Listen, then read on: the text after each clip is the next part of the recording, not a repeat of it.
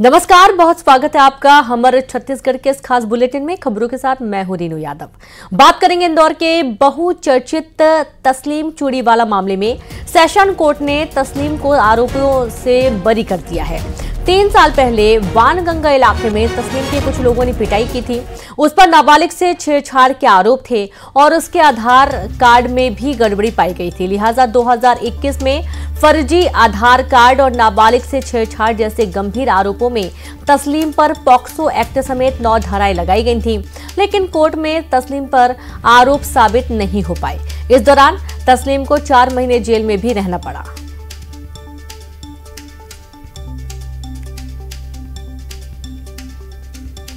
हमारे साथ सर। और कब की घटना है ये 2021-8 की है जी। मैं फेरी करने के लिए कुछ जगह गया था तो कुछ लोगों ने पकड़ा हमें, मारा और मारा कूटा, झूठे केस में फंसा दिया हमें और अंदर करवा दिया जेल में। कितने समय आप जेल में रहे? हम 3.5 महीने रहे सर।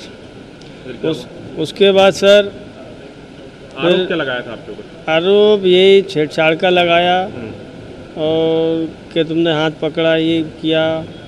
तो कुछ लोग नाम पूछने लगे, कुछ धर्म से नाम से भी टॉर्चर किया हमें। तो उस वजह से उन लोगों ने झूठे केस में हमें फंसा दिया, हमें जेल में करवा दिया। तो कुछ लोगों ने हमारी मदद की यहाँ पे। कोर्ट में तो अच्छा हमें बरी किया, हमें पूरा भरोसा था कोर्ट पे और भारत के संविधान पे। मैं तो यही समझता था कि हमारे इंदौर में गंगा जमनी तहजीब बनी है और बनी रहेगी। बिल्कुल इसने कोई छेड़छाड़ नहीं करी थी। ये आज भी उस लड़की को अपनी बहन मानता है, बेटी मानता है और बिल्कुल शरीफ बच्चा है। इसके गांव के वर्तमान प्रधान और पूर्व प्रधान जो कि हिंदू समाज का है, उसने आकर कोर्ट में गवाही दी कि तस्लीम चरित्र का साफ और उत्तम लड़का है। हम इसके चरित्र की गारंटी लेते हैं। वो केस के डिसीजन में भी दोनों प्रधानों के कथन हैं। आज ये शहर इंदौर में व्यापार हो या किसी भी क्षेत्र में स्वच्छता के में आगे बढ़कर अपना नाम कमा रहा, वो छवि को धूमिल करने वाले लोग थे। सभी आरोपों से दोषमुक्त कर दिया। सभी आरोपों से दोषमुक्त कर। और संवाददाता शैलेंद्र भदौरिया जुड़ गए हैं। शैलेंद्र, ये तो बहुत ही हैरानी की बात है, नाबालिग से छेड़छाड़ के आरोप में एक बेगुनाह को सजा मिली।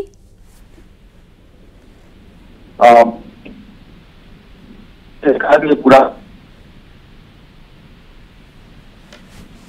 नाम का युवक है जो बेचने का काम करता है, उस पर यह आरोप लगा था कि चूड़ी बेचने के दौरान एक नाबालिग बच्ची के साथ छेड़छाड़ की है। और उसके बाद ये भी आरोप थे कि उसके पास कई नाम के अलग अलग आधार कार्ड भी थे। उसी आधार पर इसको पुलिस ने गिरफ्तार किया था। बाद में हिंदूवादी संगठनों ने इसके खिलाफ प्रदर्शन भी किया था। तो ये पूरा मामला चूंकि कोर्ट में चला गया था, कोर्ट में बेचारा धीन ये पूरा मामला था। और उस दौरान जो गवाह रहे या जो आरोपी पक्ष की तरफ से जो दलीलें दी गई, उससे साबित हुआ कि उसने एक बच्ची के साथ छेड़छाड़ नहीं की थी और ना ही उसके पास बहुत ज्यादा जो आधार कार्ड थे, अलग अलग आधार कार्ड नहीं थे, बल्कि केवल एक ही आधार कार्ड उसके पास था। तो सब के बाद अब कोर्ट ने इसको बाइज्जत बरी किया। इस दौरान शुक्रिया आपका शैलेंद्र जानकारी के लिए। और इस तरीके से अब देखिए कि जो तस्लीम है वो बरी हो चुका है और सभी आरोपों से तस्लीम चूड़ीवाला बरी हो चुका है और उसने कानून पर अपना भरोसा भी जताया है। खबर अंबिकापुर से, जहां पर तेज रफ्तार कार की चपेट में आई छात्रा, हादसे में छात्रा की मौत हो गई। साथ में चल रही 2 छात्राएं बाल बची। हादसे के बाद कार चालक मौके से फरार हो गया। हादसे के बाद तेज रफ्तार से भागती कार सीसीटीवी में कैद हो गई। बड़ी खबर अंबिकापुर से, जहां पर तेज रफ्तार कार की चपेट में आई छात्रा और हादसे में छात्रा की मौत हो गई। साथ में रही 2 छात्राएं बाल बची। देखिए तस्वीरें आपके सामने हैं और ये पूरा घटनाक्रम सामने आया है, जहां हादसे के बाद कार चालक मौके से भाग गया, फरार हो गया। हादसे के बाद तेज रफ्तार से भागती कार सीसीटीवी में कैद हुई है। संवाददाता श्रवण महंत जुड़ गए। श्रवण, हिट एंड रन का मामला सामने आ रहा है।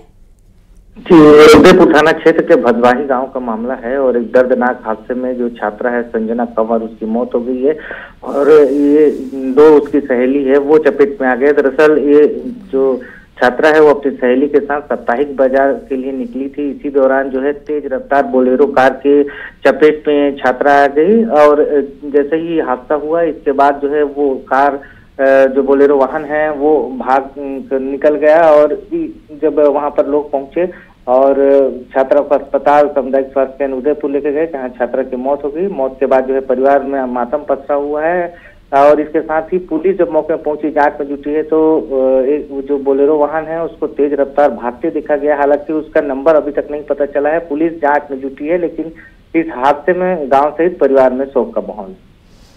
जी बिल्कुल, बहुत शुक्रिया आपका जानकारी के लिए। और इस तरीके से पूरे परिवार में शोक का माहौल बना हुआ है। आगे बढ़ेंगे। दुर्ग जिले के वैशाली नगर क्षेत्र में 15 साल की गर्लफ्रेंड ने नाबालिग एक्स बॉयफ्रेंड को सुनसान जगह पर मिलने बुलाया और फिर उसे अपने नए बॉयफ्रेंड से जमकर पिटवाया। लड़की के मित्र ने दोस्तों के साथ नाबालिग को बेसबॉल बैट और लाठी से दौड़ा दौड़ा कर पीटा। इसका वीडियो भी वायरल हो रहा है। मामला वैशाली नगर थाना क्षेत्र के कैंप 1 स्थित मस्जिद के पास का है, जहां लड़की के बॉयफ्रेंड ने पहले नाबालिग को जमकर पीटा और वीडियो भी बनाया।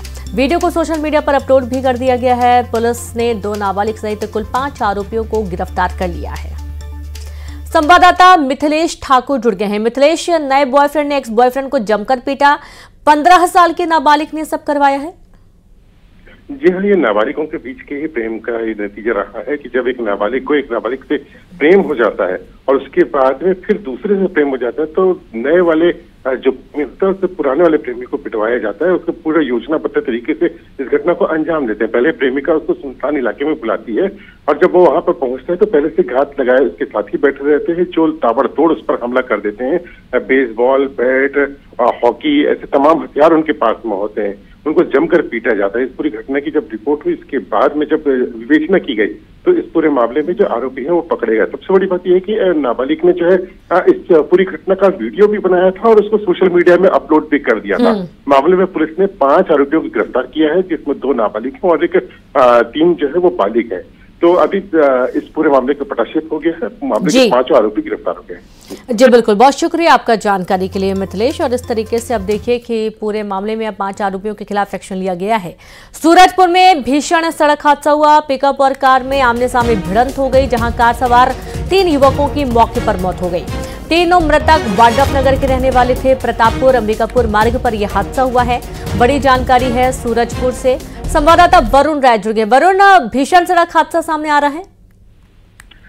बिल्कुल, देखिए ये प्रतापपुर अंबिकापुर मार्ग के गोड़गांव की पूरी घटना है, जो देर रात को ये हुई, जहां बलरामपुर जिले के वाड्रफनगर के रहने वाले कार सवार जो अंबिकापुर से वाड्रफनगर की ओर जा रहे थे, इस बीच सब्जी लोड पिकअप वाहन जो तेज रफ्तार से आ रही थी, आमने सामने दोनों की भिड़ंत हो गई और कार सवार 3 लोगों की मौके पर ही मौत हो गई। और जो पिकअप वाहन चालक है वो मौके से फरार बताया गया। सूचना के बाद मौके पर पुलिस पहुंचकर फिलहाल जांच विवेचना में जुटी हुई है। जी बिल्कुल, बहुत शुक्रिया आपका वरुण जानकारी के लिए। तो फिलहाल पुलिस पूरे मामले की तफ्तीश में जुट गई है। मुख्यमंत्री विष्णुदेव साय की आज गृह मंत्री अमित शाह से मुलाकात होगी और आज रात को 9 बजे मुख्यमंत्री और गृह मंत्री की मुलाकात होनी है। दिल्ली में गृह मंत्री के आवास पर यह मुलाकात होगी। मुलाकात के दौरान सीएम साय छत्तीसगढ़ में नक्सल उन्मूलन अभियान की प्रगति और राज्य में चल रहे प्रमुख विकास कार्यों की रिपोर्ट देंगे। तो वहीं केंद्रीय गृह मंत्री अमित शाह 13 दिसंबर को छत्तीसगढ़ आ रहे हैं और इस दौरे के दौरान वे राज्य में चल रहे नक्सल विरोधी अभियान और विकास परियोजनाओं की समीक्षा भी कर सकते हैं।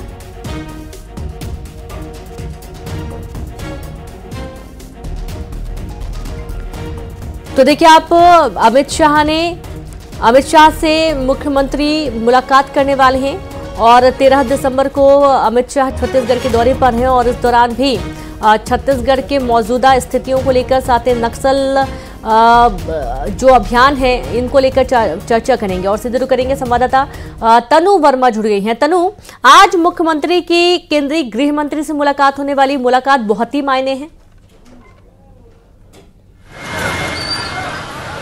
जी बिल्कुल, देखिए केंद्रीय गृह मंत्री अमित शाह 13 दिसंबर को छत्तीसगढ़ दौरे पर आने वाले हैं और इस दौरान भी कई कार्यक्रमों में शिरकत करेंगे। इसके साथ में ही कहा जा रहा है कि केंद्रीय गृह मंत्री अमित शाह इस दौरान छत्तीसगढ़ में रात्रि विश्राम भी कर सकते हैं। ऐसे में उनके आगमन से पहले ही आज गृह विभाग की भी छत्तीसगढ़ में एक बड़ी बैठक है। करीब 11:30 बजे छत्तीसगढ़ के मुख्यमंत्री विष्णुदेव साय और गृह मंत्री विजय शर्मा ये PHQ में ये बैठक लेंगे और इस बैठक में नक्सलवाद खात्मे को लेकर जो है वो चर्चा की जाएगी, समीक्षा बैठक की जाएगी। और इसके बाद साइबर भवन का उद्घाटन भी जो है सीएम साय जो है वो करने वाले हैं और इसके साथ में ही आज ही छत्तीसगढ़ के मुख्यमंत्री विष्णुदेव साय जो है करीब रात में 9 बजे दिल्ली के लिए रवाना होंगे और दिल्ली में भी उनकी केंद्रीय गृह मंत्री अमित शाह से जो है वो मुलाकात होने वाली है। और इस दौरान केंद्रीय गृह मंत्री अमित शाह नक्सलवाद को लेकर अब तक राज्य सरकार में छत्तीसगढ़ में क्या कुछ काम हुए हैं उसके जो है वो फीडबैक लेंगे। और उसके साथ में आज की इस बैठक में तमाम रणनीति भी बनाई जाएगी, क्योंकि इससे पहले भी जब केंद्रीय गृह मंत्री अमित शाह छत्तीसगढ़ दौरे पर आए थे तो उस दौरान उन्होंने कहा था कि 2026 तक नक्सलियों का छत्तीसगढ़ में जो है सफाया हो जाएगा। और उनके इस बयान के बाद से ही लगातार राज्य सरकार जो है इस ओर अग्रसर है। जवानों के द्वारा लगातार सर्चिंग ऑपरेशन भी जो है वो चलाए जा रहे हैं और लगातार सफलता भी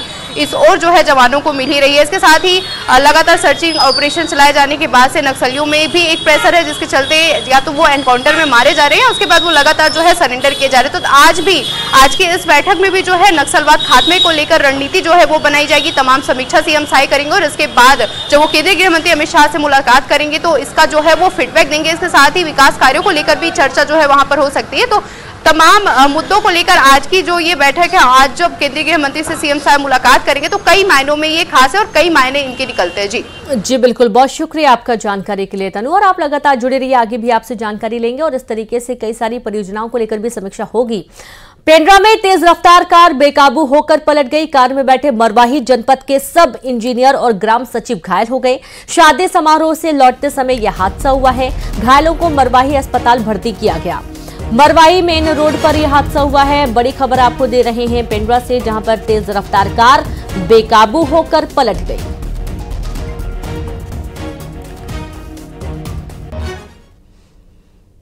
अंबिकापुर में तेज रफ्तार बाइक ने 4.5 साल की बच्ची को टक्कर मार दी। बाइक की टक्कर से बच्ची गंभीर रूप से घायल हो गई। गंभीर हालत में बच्ची को मेडिकल कॉलेज अस्पताल भर्ती किया गया है। बतौली थाना इलाके में यह हादसा हुआ है। खबर अंबिकापुर से आपको दे रहे हैं, जहां पर तेज रफ्तार बाइक ने 4.5 साल की बच्ची को टक्कर मार दी और बच्ची जख्मी हो गई है। परिजन अस्पताल लेकर पहुंचे हैं, जहां पर उसका इलाज किया गया और गंभीर रूप से घायल बच्ची जिसे मेडिकल कॉलेज अस्पताल में भर्ती किया गया है। बतौली थाना इलाके का यह पूरा घटनाक्रम सामने आया है।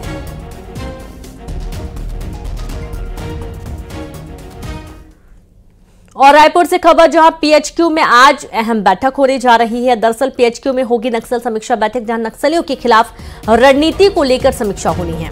सीएम साय और गृह मंत्री मौजूद रहेंगे। डीजीपी, एसडीजी, नक्सल समेत अधिकारी होंगे शामिल। खबर रायपुर से, पीएचक्यू में आज अहम बैठक और पीएचक्यू में नक्सल समीक्षा बैठक होगी। नक्सलियों के खिलाफ रणनीति की समीक्षा होगी। सीएम साय और गृह मंत्री रहेंगे मौजूद, जहां डीजीपी, एसडीजी, नक्सल समेत अधिकारी शामिल होंगे।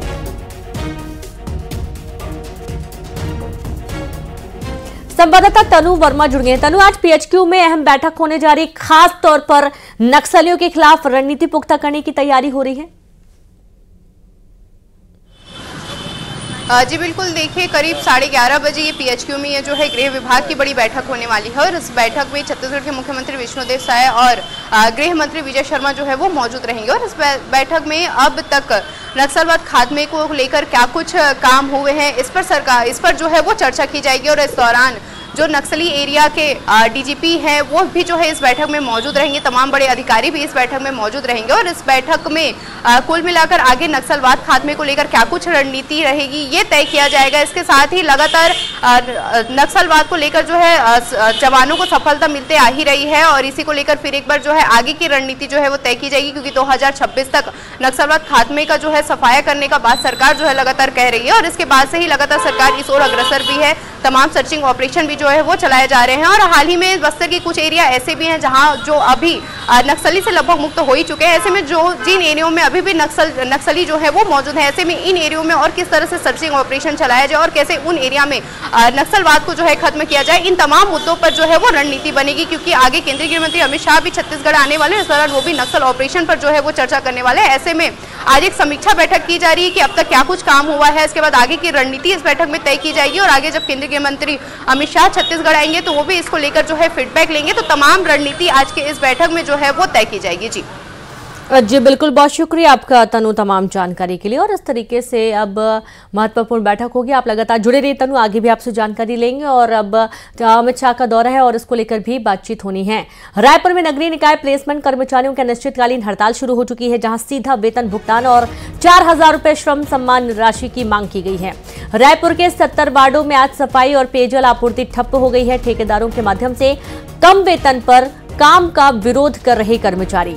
खबर रायपुर से है, जहां नगरीय निकाय प्लेसमेंट कर्मचारियों की अनिश्चितकालीन हड़ताल शुरू हो चुकी है। सीधा वेतन भुगतान और 4,000 रुपए श्रम सम्मान राशि की मांग की गई। रायपुर के 70 वार्डों में आज सफाई और पेयजल आपूर्ति ठप्प हो गई है।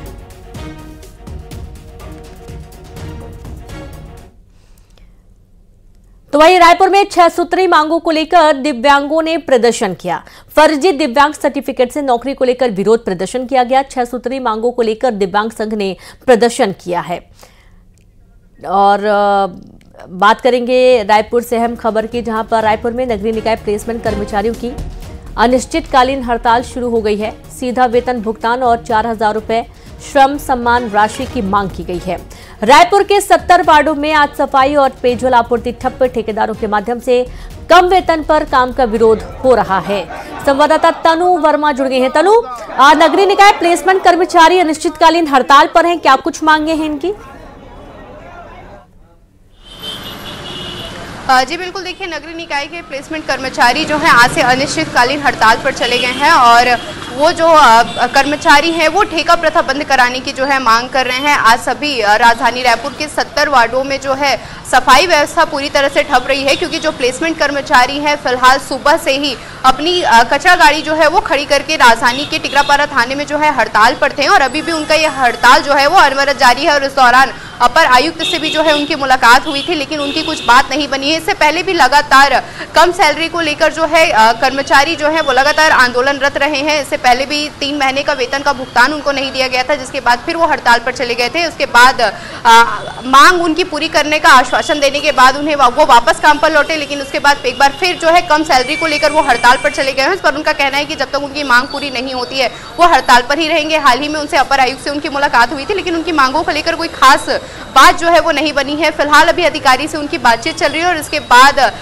ये साफ हो पाएगा कि आखिर उनका ये हड़ताल जो है कौन सा रुख तय करता है। वहीं आपको बता दूं कि अभी राजधानी में करीब 400 प्लेसमेंट कर्मचारी हैं जो हड़ताल पर गए हुए। इसके अलावा पूरे प्रदेश की हम बात करें तो पूरे प्रदेश में 20,000 की इनकी संख्या है। ऐसे में आप अंदाजा लगा सकते हैं कि किस तरह से सफाई व्यवस्था जो है पूरी तरह से राजधानी में ठप रहने वाली है। और इनके हड़ताल पर चले जाने से सफाई व्यवस्था का ठीक है, शुक्रिया आपका तनु तमाम जानकारी के लिए। और चलिए अब आगे बढ़ेंगे, बात करेंगे रायपुर में नगरीय निकाय प्लेसमेंट कर्मचारियों की हड़ताल तो है ही, तो वहीं रायपुर में 6 सूत्री मांगों को लेकर दिव्यांगों ने प्रदर्शन किया है। फर्जी दिव्यांग सर्टिफिकेट से नौकरी को लेकर विरोध प्रदर्शन किया गया।